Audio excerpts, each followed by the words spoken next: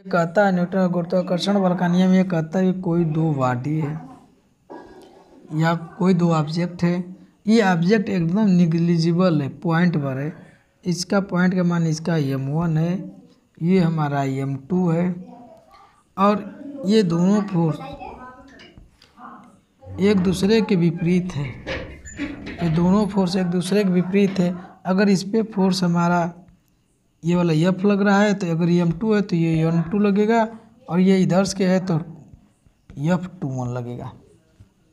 मतलब जो ये वाला फोर्स है ये इसको अपने तरफ खींचेगा और ये वाला जो फोर्स है इसको अपने तरफ खींचेगा। तो चलिए दोनों का हम मैग्नीट्यूड, ये एक्शन और रिएक्शन आ गया न्यूटन का थर्ड लॉ।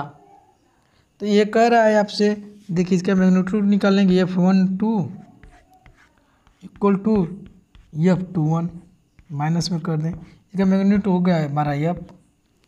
चलिए अब कहता है आपसे इन दोनों बॉडी की सेंटर से इनका अट्रैक्शन होगा जो आर डिस्टेंस से, ये न कि इनके ऊपर ऐसे घुमा कर के हो और इधर से घुमा के हो। तो ये कहता है न्यूटन का कि F प्रोफेशनल टू दोनों मास के गुणनखंड के बराबर होता है, और F proportional to inverse of distance के स्क्वायर। तो देखिए प्रोफेशनल टू 1/r स्क्वायर। अब क्या करते हैं, इसको मिला देंगे तो F proportional to m1 m2/r square.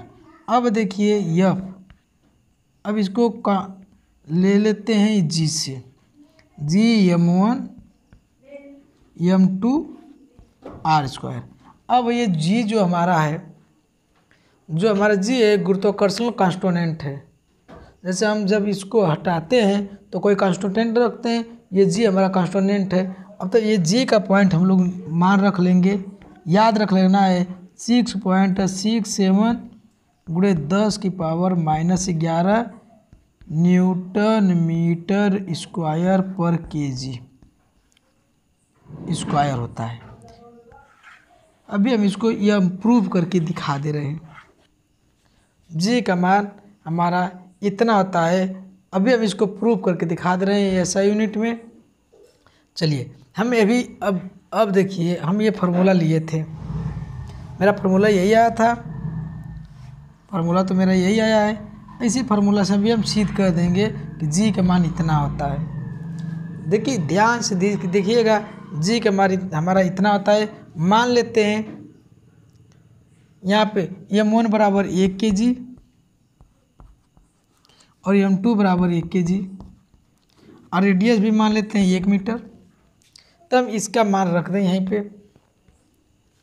यहाँ पे मान रखेंगे तो F का हमारा न्यूटन में होता है। और देखिए ये G को हमें निकालना है, m1 क्या होता है, मीटर में होता है, हाँ मास है तो kg में होता है, और ये भी मास हमारा गुणे kg में होता है। और जो हमारा दिया हुआ r ये मीटर में है तो मीटर स्क्वायर हो गया। यहाँ से G बराबर इसके इसमें गुणा कर देंगे Newton metre square upon kg square. देखिए kg का kg में गुणा कर दिए तो G का मान पता हो गया। इसका SI यूनिट होता है, G कांस्टेंट है, इसका SI यूनिट होता है G बराबर n metre square upon kg square. तो किन्हीं दो पिंडों के मध्य लगने वाले गुरुत्वाकर्षण बल तथा दोनों पिंडों के द्रव्यमानों के गुणनफल के समानुपाती तथा उनके बीच की दूरी के वर्ग के व्युत्क्रमानुपाती होता है। देखिए दो पार्टिकल्स दिए हुए हैं ऑफ मास 1 kg, तो m1 बराबर 1 kg एंड m2 बराबर 2 kg and place at A separated of 50 में, और दोनों के बीच की दूरी जो दिया है 50 से में दिया है। तो हम इसको मीटर में बदल लेंगे 0.5 मीटर, 50 मीटर। और अब इस पे पूछ रहा है only force of gravitational force, तो हमें ग्रेविटेशनल फोर्स निकालना है। तो F बराबर हमारा आता है G कोष्टक में m1 m2 अपन r²। तो G का मान हमें याद है 6.67 गुणे 10⁻⁻11। m1 का मान 1 और m2 का मान 2 रख दिए और r का मान 5 का स्क्वायर रख दिए। अब ये आ गया 6.67 गुणे 10⁻⁻11 गुणे 2 और 5.5 का स्क्वायर किया तो 10.25।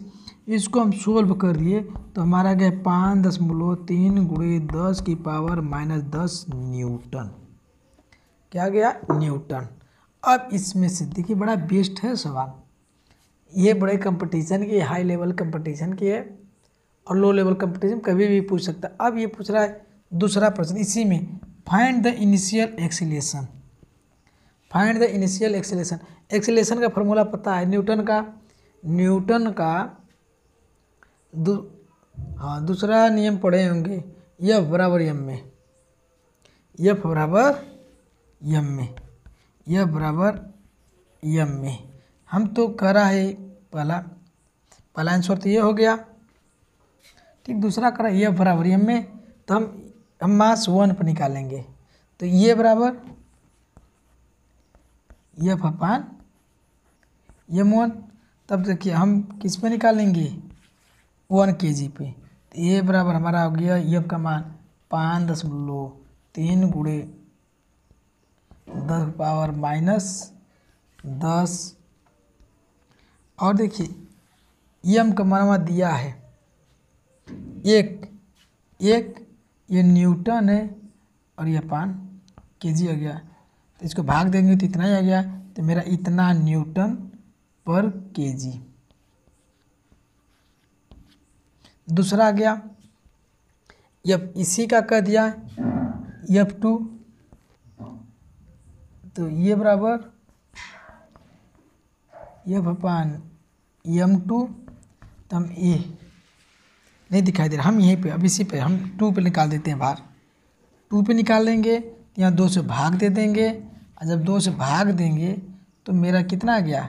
2 दूना के 4 और 2 छक्का 12, 2 पाँचे 10 गुणे 10⁻−10 न्यूटन पर केजी। ठीक है, एक बार m1 का निकाल दिए, एक बार m2 का निकाल